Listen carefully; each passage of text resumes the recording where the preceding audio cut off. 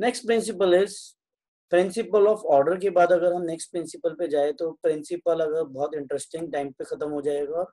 Principal of equity. Principal of equity, equity का मतलब क्या है हम बात करते हैं। फ्योल कहता है according to me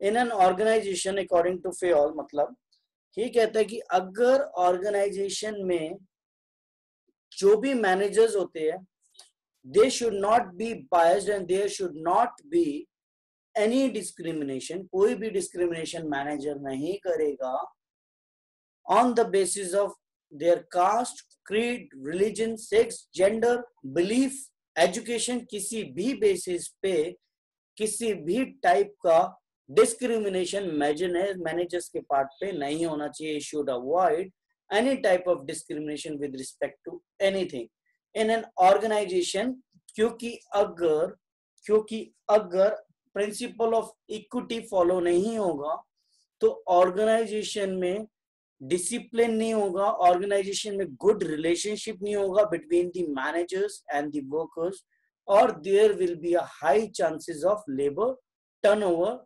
labour turnover बढ़ जाएगी। लेबर टर्नओवर का मतलब होता है बच्चों ज्यादा से ज्यादा लोग छोड़कर नौकरी जाने लग जाएंगे, उनमें एक कॉर्डियल रिलेशनशिप, अच्छा रिलेशनशिप नहीं रहेगा, उनके अंदर ऐसा आ जाएगा एक ओनरशिप की फीलिंग नहीं आएगी कि यहाँ एज अ टीम वर्क होता है, ऐसा आ जाएगा कि मेरा मैनेजर बाइस्ड है। तो इसीलिए अगर ऑर्गेनाइजेशन में आपको अच्छा रिलेशनशिप, अच्छा ऑर्गेनाइजेशन में एफिशिएंसी चाहिए, अच्छा रिलेशनशिप चाहिए, सब अच्छे से काम करे, वर्किंग कंडीशन स्मूथ चाहिए, तो सबसे पहले मैनेजर को ये इंश्योर करना चाहिए that there should not be any kind of discrimination in the organisation. अब ऐसा भी तो हो सकता है ना बेटा कि हम कह रहे हैं कि कोई डिस्क्रिमिनेशन मैनेजर्स को नहीं करनी चाहिए, लेकिन सपोज कोई इंसान मैनेजर है and might be it happens कि वो डिस्क्रिमिनेशन ना कर रहा हो, बट फिर भी हो सकता है कि डिस्क्रिमिनेशन हो जाए, है ना, पॉसिबल है बिल्कुल। आपको लग रहा हो कि मैनेजर डिस्क्रिमिनेशन कर रहा है, बट मैनेजर हो सकता है कि डिस्क्रिमिनेशन ना कर रहा हो, वो इतना मैच्योर्ड ही ना हो टू टेक द डिसीजंस जिसके कारण उसके डिस्क्रिमिनेटेड डिसीजंस हो जाती है, बट नॉट इंटेंशनली। बट आपके पार्ट पे बीइंग अ सबऑर्डिनेट आपको लगता है कि मेरा मैनेजर डिस्क्रिमिनेट कर रहा है। सपोज इसका एक एग्जांपल है कि मेरे ग्रुप में आप सब लोग आते हो, मुझसे वंशिका ने कहा कि सर टुमारो इज आपके टेस्ट में आना है and I won't be able to come in the test. मैंने बोला भाई कि वंशिका इट्स ओके बेटा, go and take rest. Another day another guy comes, और मेरे पास ध्रुव आया और उसने बोला कि sir I need the leave, मैं कल आपका टेस्ट देने नहीं आऊंगा। मैंने बोला बेटा अब तू आना तो पड़ेगा, otherwise you will see the consequences and I will penalize you।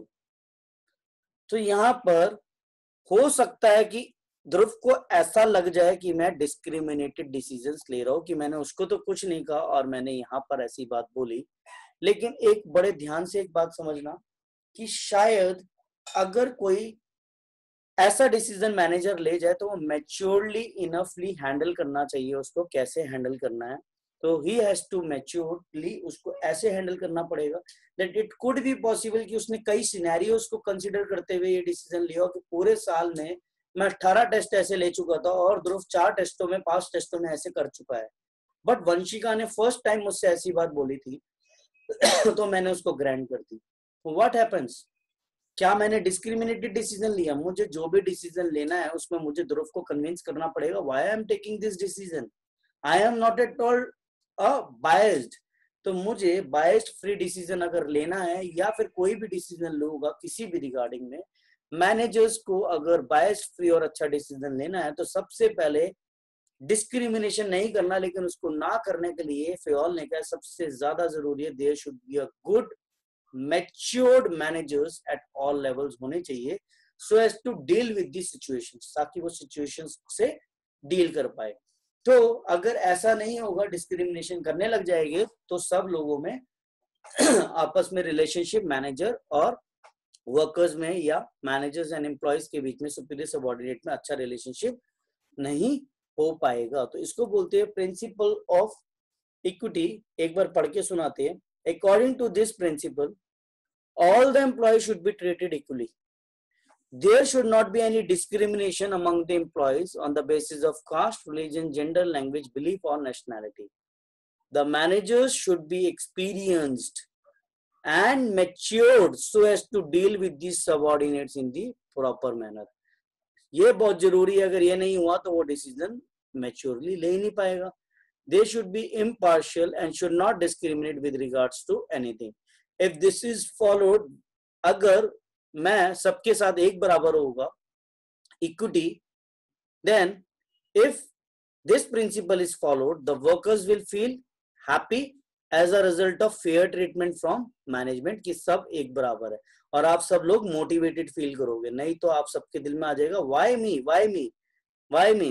So this is happening, जिसको बोलते हैं, जैसे कि some students said to me last year that Gurmeet sir used to only put scales on my fingers, not on my colleagues. Sir, why this is happening?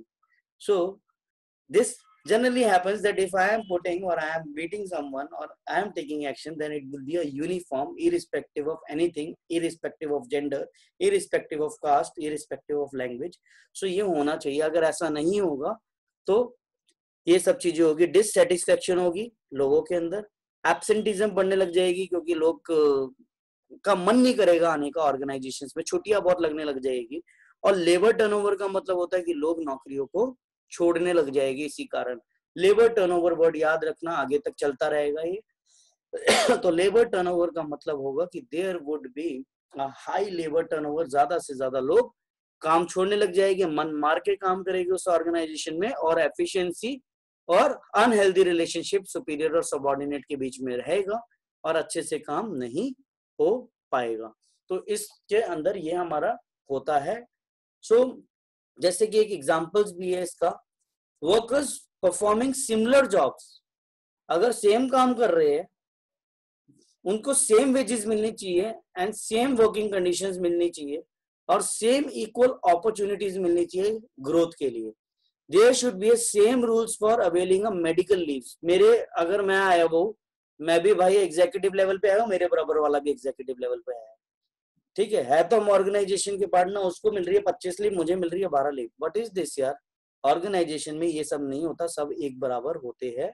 So there should be same rules for availing a medical leaves and the performance of employee जो भी है should be appraised on same basis. अगर किसी की performance इसको मैं calculate कर रहा हूँ, इवेल्युएट कर रहा हूँ कंपेयर करने के लिए, तो मेरा कुछ और ग्राउंड्स और उसके लिए मैं कुछ और ग्राउंड्स रखा हूँ, ऐसा नहीं होना चाहिए. It should be same for everything. तो किसी भी रिस्पेक्ट में हमें डिस्क्रिमिनेशन किसी भी हालत में नहीं करना चाहिए. This is called principle of equity. So ये है हमारा प्रिंसिपल ऑफ